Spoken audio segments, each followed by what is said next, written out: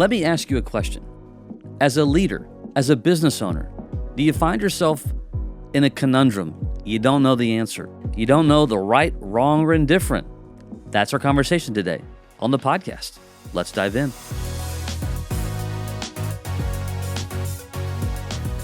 Well, welcome to the Business Growth Blueprint. I'm your host, BJ O'Neill, where we talk all things leadership, culture, and profitability, specifically for faith-driven business owners and entrepreneurs. Today, we're discussing where we need insights.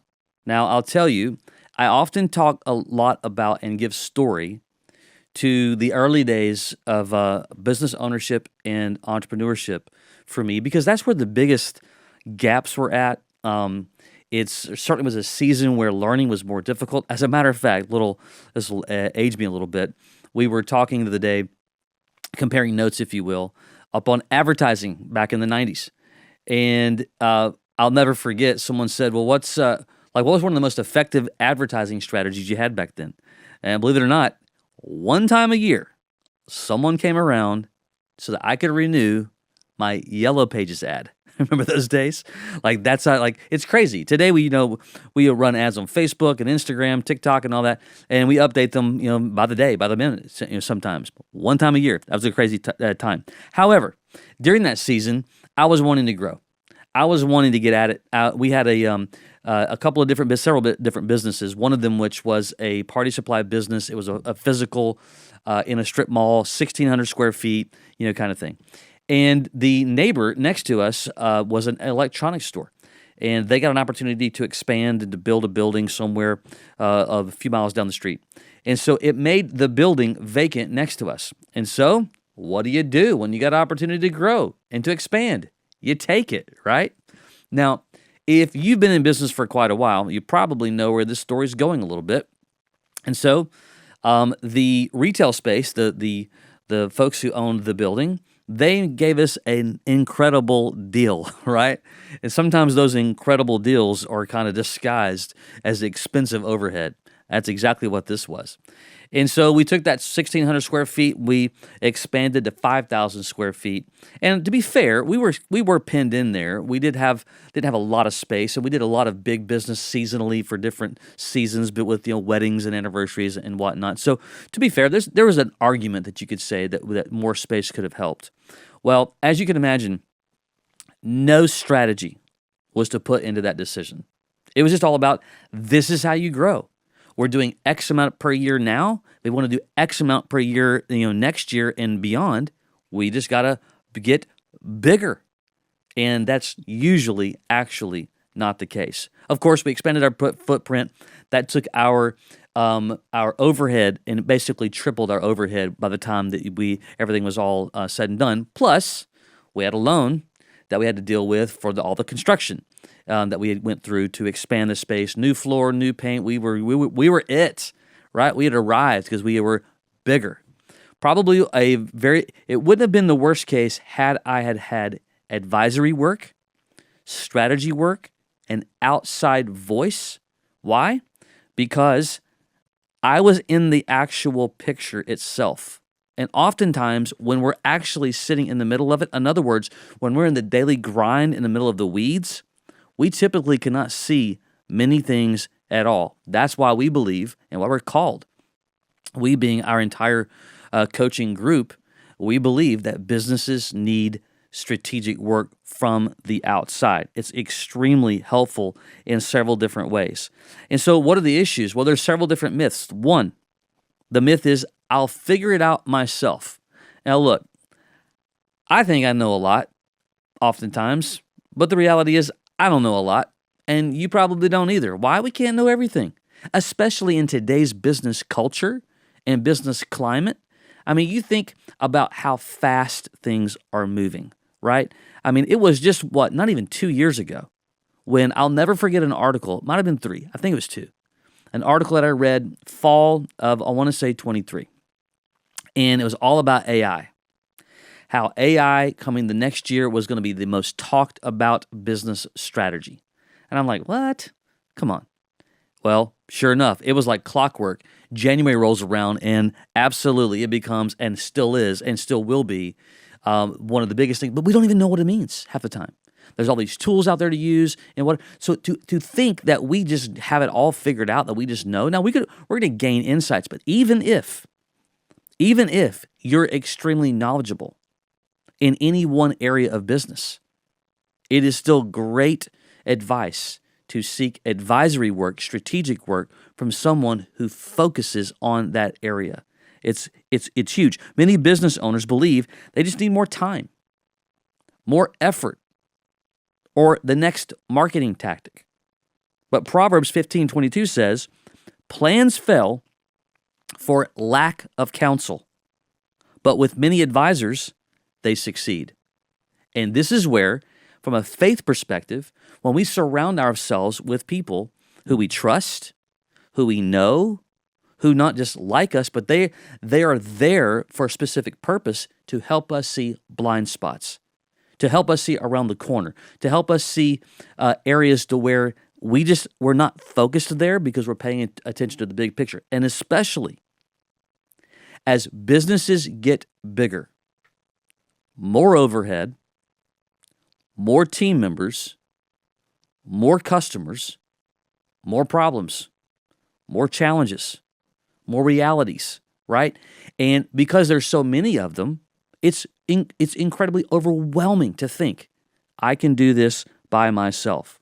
So, having an advisor, a strategist, a coach, it isn't a sign of weakness. Oftentimes we make the decision, I can do this alone, I can do this on my own. We're the jack of all trades, master of none kind of thing, because we think, well, if I bring them in, it just simply means that I don't know, I don't understand. No. You think about how many athletes in any sport, especially those at the top of their game. I'll never forget years ago, Tiger Woods. He was in his prime, and he was kind of winning master, this tournament, that tournament. He was winning them all that season of life. And I remember them talking about he had 2 or 3 coaches. One specifically was a swing coach. Now, you may sit there and say, well, sure, the guy makes millions and millions. He can afford that. It's all relative. We're not suggesting that you pay somebody $1 million a year. Although if the business is the size that it is, it's a huge one, that might be the right decision. But it's all relative. The bigger point is, you can make the argument that some believe, well, he's so good at what he does, he's so skilled at being number one in the world, why would he need people to help him? Even last year, I think it was the Masters, Scotty Scheffler, who ended up winning, but I think it was the 3rd round, didn't have the greatest day. It was actually probably a pretty good day for him, but for him, it wasn't a great day. And at the end of 18 holes, he was on the range with his swing coach. And I'll never forget the image. He's sitting there, and the guy he's swinging the club back. He's doing his form. If you didn't know any better, you would have thought he was a beginner. That's how ingrained the strategist was, the advisor, helping him work through his stroke, helping him work through his swing. What he wasn't doing, he wasn't swinging by himself, because he's smart enough. He didn't want to think about that. He wanted to rely on an expert. He wanted to rely on an advisor. Very, very important. Number 2, the outside perspective advantage. There is huge advantages of getting fresh voice, fresh ears, fresh eyes into what you're going through, into what you're doing. These days, even when it comes to things like when we're looking at marketing, we'll use online marketing as an example. Facebook and Instagram. It's changing rapidly. How the algorithms and the AI features inside the platforms affect a paid advertising campaign. Well, when you have an advisor who is working with a number of groups of individuals and business owners, they're seeing insights from a lot of different places. But when we're just doing it by ourselves, we're looking at things myopically, and we're oftentimes missing opportunity. Or, worse, making dramatic mistakes. Or overspending, right? So that's what fresh eyes and an outside perspective and advantage can do. When you're in the day-to-day grind, hard to see everything because of our blind spots. A great advisor, it helps you to identify the leaks, opportunities, misalignments that are absolutely invisible to you. In our business coaching network, I lead a team of nearly 100 or over 100 now coaches all over the country. And one of the analogies that we use with business is I'm a story guy. I'm an analogy guy. I'm just trying to keep it simple. It makes it easy to explain if you ask me. So we look at the business like it's a bucket, okay? And revenue is the water, and we're pouring water into the bucket. In other words, revenue is coming into the bucket. Great, right? And so the more water you have in the bucket, the more money you have. Not so fast. Because every business, I don't care if they're a startup, if they're doing $100,000, if they're doing 10 million, it doesn't matter. Every single business on the planet has holes in the bucket. Now, those who are aggressive with strategic work with improving their profitability have less holes than those who aren't even thinking about accelerating profits. So you've got this bucket, that's the business. You've got water coming in, that's the revenue. You've got water that's leaking out. And what a strategist does, they come in and they begin to show you strategically how to plug those holes. Now, we call that profit acceleration. That's how you keep more of what you earn. But when you don't recognize, one, that there's even holes to start with, because here's the reality. Oftentimes we made $1 million last year. Well, you brought in $1 million, but you didn't make $1 million. And if you don't know where it's going or whether the holes are, you've got opportunity. Let me give you an example. Let's say that the business is doing $1 million. Let's say that your gross margins are 50%. Let's say that your net margins are 10%, right? So you're keeping $100,000 at the end of the year for a business doing $1 million. Okay. By the way, side note: the average business, if you don't know, in America is doing between 8 and 10% net margins annually. So, and I say this out of respect, but I also say this out of encouragement. If you're in that range, and because the word average means the majority is, then it is very likely that you are a C student. Now, that's not a bad thing. It just simply means that you have opportunity to grow with the business if you're around that 10%. Now, if you're at 8 or below, we're below a C student. We've got some catching up to do. If you're ahead of that curve, good job. You still have opportunity to either accelerate it or maintain it, which we'll talk about, okay? So, example, $1 million business. Here's what a great strategist will do.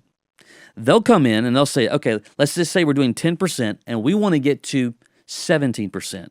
Or even, we'll just say we want to double the profits. And you may think, how in the world can you double the profits? We have to have all this extra revenue. Not so fast. Because when we understand that there's holes in the bucket, we understand when we plug the holes, we improve our profitability without spending any more money in marketing or advertising, without having to actually bring in more revenue, right? And so it could be a 3% lift over here by improving either our prices overall, maybe we need to have a price increase, or a better pricing strategy. Perhaps you're in an industry where it's incredibly competitive and you're just having to fight for every little piece of the puzzle. Well, likely that may mean one of two things. The business is not unique enough, or you don't have a very compelling offer that makes it clear as to why someone should do business with you instead of all the other competitive options. Think about that. So when we start to look at what we call small incremental percentage increases in multiple business strategies, that's how you can be incredibly efficient with your profitability. So that's what the outside advantage voice does for you. They come in to be able to, and should come in to be able to point out, hey, you don't need to go grab, an extra 10 or 15% in one area, because oftentimes that's actually very difficult to do. What we want to do is to be able to make improvements in small ways in multiple areas with simplicity. The third, the profit multiplier effect. A great strategist and coach, they don't help you just have more water into the bucket, more revenue into the business. They help you keep more of it. By the way, as far as I'm concerned, as a person of faith, as a faith-driven business owner and an operator, that's stewardship. Stewarding what God's given you to keep and to manage. Because when we have more provision, we make more impact. Incremental improvements across pricing efficiency and sales conversions can actually turn a 10% profit margin into 30. That's the reason why we want to multiply an effect before we actually go into just adding more into the bucket. Now, we may need to add more at some point, but usually we want to get more efficient. If we've not had any strategic work done at all, we want to measure and assess what's going on with the holes at the bottom of the bucket. So that's the difference between a business that's currently doing $100,000 net that could actually be doing $300,000 net without any more water in the bucket. Now, you may hear that. Trust me, I have worked with a lot of amazing men and women all over the country who first hear that, and they're like, that's craziness. I get it. It feels like it. But when you understand and you assess the business correctly, which we have tools in our system that does that, that's what gives us insights and data that supports we need to pay attention over here, over here, over here. When we make some adjustments, amazing things can happen. Lastly, from a faith-driven perspective, as believers, as Christ followers, our business is more than a profit machine. Look, I get it. This is where people kind of have the, internal struggle, tug-of-war, wrestling match with themselves about, should I pray for money? Should I pray for provision? Should I pray? There's all these things going on in the world, and here I am praying for, whatever. But here's the reality. Here's something that if you haven't thought about this, there are some amazing, and I mean amazing, faith-based, nonprofit organizations all over the world that's doing God's work, God's kingdom work. But they could not do it if it weren't for amazing men and women who own business, who had excess of proceeds to be able to sow into God's kingdom. Churches too. And so we have to have an economy. We have to have a roof over our head. We have to have food. We have to have roads. We have to have processes and procedures to get on the road and drive. That's called taxes, right? So the money supports that to happen. However, we don't want to look at it just as a profit machine. My encouragement and my perspective, that's the term that we use oftentimes, ministry in the marketplace kind of thing. It's a platform for ministry and impact. It doesn't mean that you have to be to get major exposure by news coverage or by TikTok or Instagram or whatever. You can have an amazing ministry and impact with the team members that work with you, work for you, and even your customers.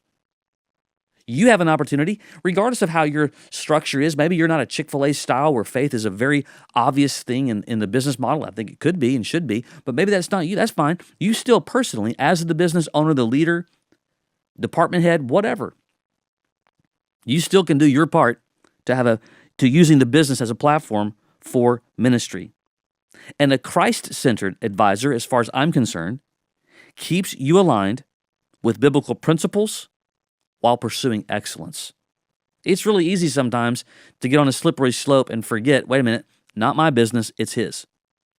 That's the reason why your core values should, as far as I'm concerned, have a biblical context or perspective or platform or foundation at some level, because that helps keep the business purposely aligned, moving in the right. I don't care if you build houses. I don't care if you own the pizza shop. There's plenty of ways that you can use those platforms for ministry. It's not about doing business better. It's really about doing business God's way. When we have outside insight, when we have advisors who can help us see, hey, there's the blizzard ahead. Those trucks are hitting their brakes. You can't see it for all the fog. Pay attention. That's what the advisor does. Or that's like everything's going fine, but here's the reality about business. You're either growing or you're going backwards. There is no in between. Maintenance is not a thing. We think that it is. It's not true, because when you get into a maintenance mode, you run risk of turning the calendar over and all of a sudden getting sucker punched by a competitor, market shifts, who knows? It happens. Look back in history. It happens all the time. But when you have a great advisor, a strategist at your side, it can change the game of how you see, how you practice, and how you process your business moves. Hope that makes sense to you. Hope that adds value to you. Some of you may wrestle with this. I get it. But I want to encourage you. Think about where you are. Think about where you could be. If you're dealing with challenges, think about how to get out of those challenges with the help of a coach and a strategist and an advisor. Until next time, take care.